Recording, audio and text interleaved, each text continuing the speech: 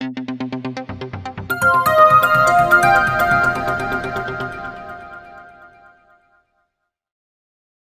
आदाब, आप देख रहे हैं तालिब एक्सप्रेस न्यूज़। मैं हूं तालिब हुसैन।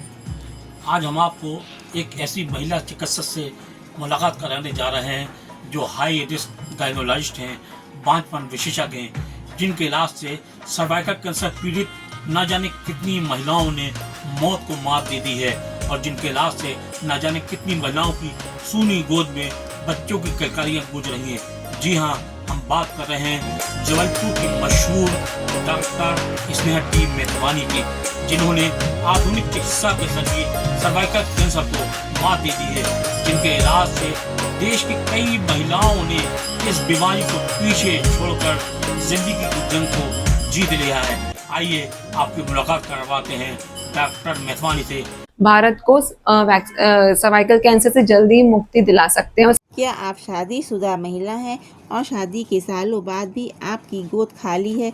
तो अब घबराने की ज़रूरत नहीं है। आधुनिक चिकित्सा पद्धति आपकी अंधेरी दुनिया में खुशियों की बहार ला सकती है।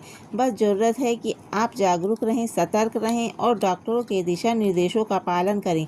जागरूकता के अभाव में बड़ी तादाद में महिलाएं सर्वाइकल कैंसर का शिकार होकर काल के गाल में समा रही हैं।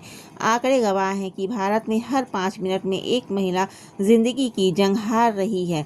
इन सब मुद्दों पर हमने एमपी के जबलपुर की सुप्रसिद्ध हाई रिस्क प्रेगनेंसी स्पेशलिस्ट, बांझपन विशेषज्ञ और preventive oncologist doctor Sneha T Methwani से विशेष बातचीत की है। इस वक्त हमारे साथ मौजूद हैं मध्य प्रदेश और खासकर जबलपुर की नामवर गायनो कंसल्टेंट डॉक्टर स्नेहा मेथवानी जी।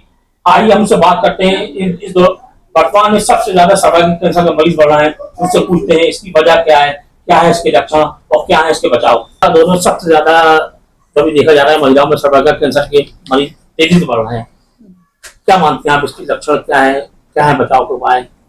नमस्ते, मैं डॉक्टर स्नेहा टी मेथवानी। मैं हाई रिस्क प्रेगनेंसी स्पेशलिस्ट हूँ, प्रिवेंटिव ऑन्कोलॉजिस्ट यानी कैंसर से बचाव के लिए काम करती हूँ और बांझपन विशेषज्ञ हूँ। सर्वाइकल कैंसर ये एक बहुत घातक बीमारी है जिससे भारतवर्ष गुजर रहा है। और सर्वाइकल कैंसर बेसिकली बच्चेदानी के मुख कैंसर या जिसे गर्भग्रीवा का कैंसर भी कहा जाता है या बच्चेदानी के मुंह का कैंसर भी जिसे कहा जाता है। तो सर्वाइकल कैंसर के बारे में आज हम बात करें। ये बच्चेदानी है और बच्चेदानी के जो मुख का कैंसर है सर्वाइकल कैंसर, इसके बारे में हम आज बात कर रहे हैं। सर्वाइकल कैंसर ये HPV नामक वायरस से होता है जिसे हम कहते हैं ह्यूमन पेपिलोमा वायरस। इसके लगभग 200 टाइप्स होते हैं, बट जो मोस्ट कॉमन है वो HPV 6 और 11 नंबर जिससे जेनाइटल वार्ड्स होते हैं, HPV 16 और 18 नंबर जिससे सर्वाइकल कैंसर होता है, और अन्य भी इसके टाइप्स होते हैं। और सर्वाइकल कैंसर ये बहुत घातक बीमारी है। हर 5 मिनट में एक महिला, हर 1 घंटे में 8 महिलाएं और प्रतिदिन 200 महिलाएं इस कैंसर से इंडिया में मर रही हैं। तो ये एक नेशनल इमरजेंसी है, तो हमें इसके बारे में जानना बहुत जरूरी है।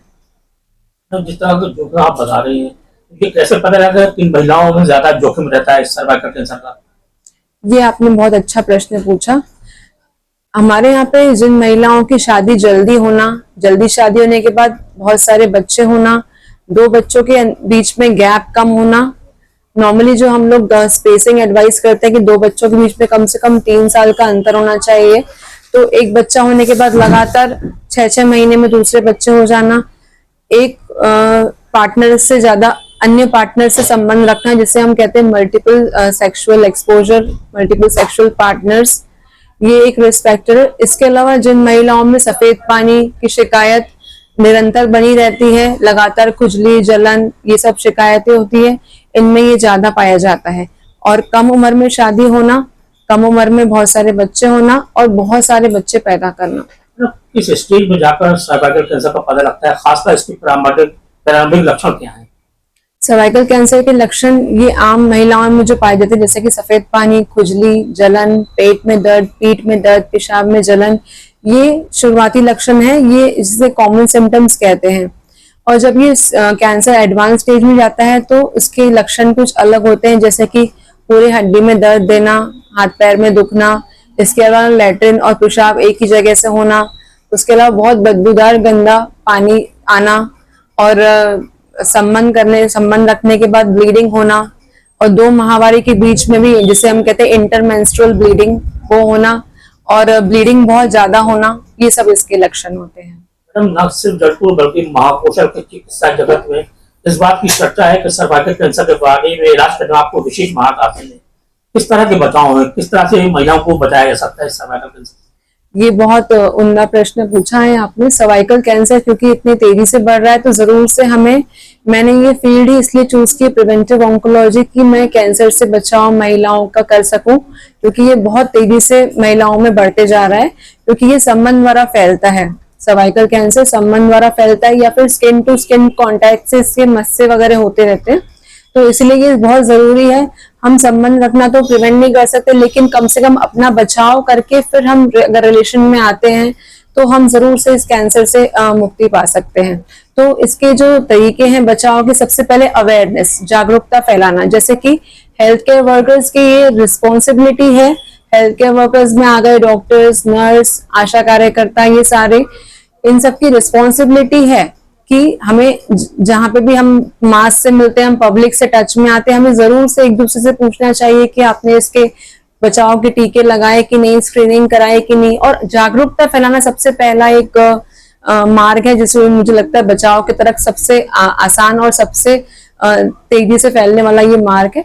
तो अवेयरनेस बहुत जरूरी है, जिससे हम ज्यादा से ज्यादा कहीं ग्रुप्स में जागरूकता फैलाए, एक दूसरे से डिस्कस करें इसके बारे में। दूसरा तरीका जो है वो वैक्सीनेशन, मतलब कि हम टीकाकरण द्वारा, ये एकमात्र ऐसा कैंसर है जिसमें प्री कैंसर चरण है। मतलब कि मरीज को अगर एचपीवी वायरस का इन्फेक्शन होता है, इन्फेक्शन के बाद कैंसर बनने तक हमारे पास 5 से 20 साल का अंतर होता है, जिसे हम कहते हैं प्री कैंसर चरण। अगर हम प्री कैंसर चरण में इसको पकड़ लेते हैं तो हम जरूर से इससे बचाव पा सकते हैं। और इसका स्क्रीनिंग के तरीके हैं कि अगर हम एचपीवी, जैसे मैं आपको दिखा सकती हूँ, ये है, इसको हम कहते हैं एलबीसी एचपीवी डीएनए। ये लेटेस्ट टेक्नोलॉजी है जिसके माध्यम से हम जिन महिलाओं की उम्र 30 साल से 65 साल के बीच में, तो हम स्क्रीनिंग द्वारा ये एचपीवी वायरस का इन्फेक्शन पकड़ सकते हैं। एक और तरीका है जिसे हम कहते हैं पैप स्मीयर। इसकी मदद से भी हम जिनकी महिलाओं की एज जो शादीशुदा है, जिनकी उम्र 25 साल है, 25 साल से 65 साल के बीच में, जरूर से स्क्रीनिंग से हम इनका बचाव कर सकते हैं। और वैक्सीनेशन, जैसे मैंने आपको बताया कि 9 से 45 वर्ष में हम ये वैक्सीनेशन करा सकते हैं। किशोरियों में 9 से 14 साल में अगर हम टीकाकरण कराते हैं तो 2 डोजेस लगते हैं, और 15 साल से लेकर 45 साल तक इसके 3 डोजेस लगते हैं। और नई लेटेस्ट गाइडलाइंस में पुरुषों को भी इन्वॉल्व किया गया है। 9 से 26 वर्ष में जो भी किशोर अवस्था में जो लड़के हैं या पुरुष हैं, वो जरूर से टीकाकरण कराएं। तो टीकाकरण से इसका ऑलमोस्ट 98% तक प्रोटेक्शन है। सर्वाइकल कैंसर का जो वैक्सीन उपलब्ध है, क्या उसकी कीमत है, क्या वो आम आदमी के अप्रोच में है?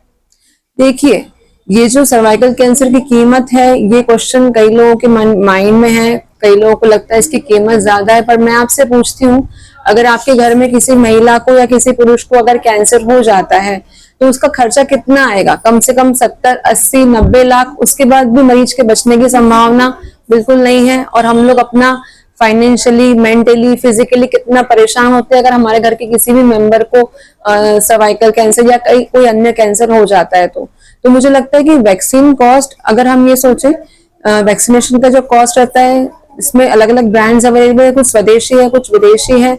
स्वदेशी टीका जो है तो लगभग 2500 का है, और जो विदेशी टीका है वो 4000 का एक है। एक दूसरे टाइप का जिसको हम कहते हैं गार्डासिल 9, जिसमें 9 वायरस कवर होते हैं, वो लगभग 10,800 का टीका है। तो ये जो टीकाकरण है, मुझे लगता है कि अगर हम ये सोचे कि हम दिवाली में एक साल हम साड़ी नहीं लेंगे या कपड़े नहीं लेंगे, तो मुझे लगता है कि महिलाएं, उससे ज्यादा जरूरी टीकाकरण कराना। अगर हम बच्चे नहीं रहेंगे तो हम आगे कैसे त्योहार मनाएंगे? तो मुझे लगता है कि ये सिर्फ जो कॉस्ट है, ये हमारे दिमाग का बैरियर है। कोई कॉस्ट इसका बहुत ज्यादा नहीं है। आप ये सोचिए कि आपको कितने कैंसर से बचाता है। महिलाओं में cervical cancer, vaginal cancer, vulval cancer, anal cancer, oral cancer, इन सब से। पुरुषों में oral cancer, throat cancer, pharyngeal cancer, penile cancer, इनसे बचाव होता है। तो मुझे लगता है कि कॉस्ट तो हमारे दिमाग का एक बैरियर है, कॉस्ट बहुत ज्यादा नहीं है इसका। और जरूर से टीकाकरण लगाना चाहिए। 9 से 14 वर्ष में 2 टीके लगेंगे लड़कियों को, और लड़कों को 9 से 26 वर्ष में 3 टीके, और 15 से लेकर जो 45 वर्ष में महिलाएं हैं उनको भी 3 टीके लगेंगे। जयपुर सहित आसपास के कई जिलों की महिलाएं निसंतान महिलाएं आपके पास आती हैं। लोगों में चर्चा है कि कई महिलाओं की सूली गोद भरी गई है, उनके अंधेरी जिंदगी में रोशनी आई है। किस तरह का इलाज करती हैं आप?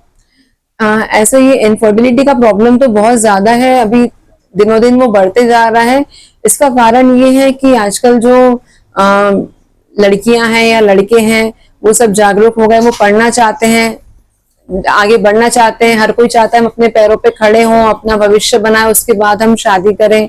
और शादी अगर पहले हो भी जाती तो फिर हमारा ये रहता है कि हम फाइनेंशियली पहले स्टेबल हो जाएं, फिर हम प्रेगनेंसी प्लान करें।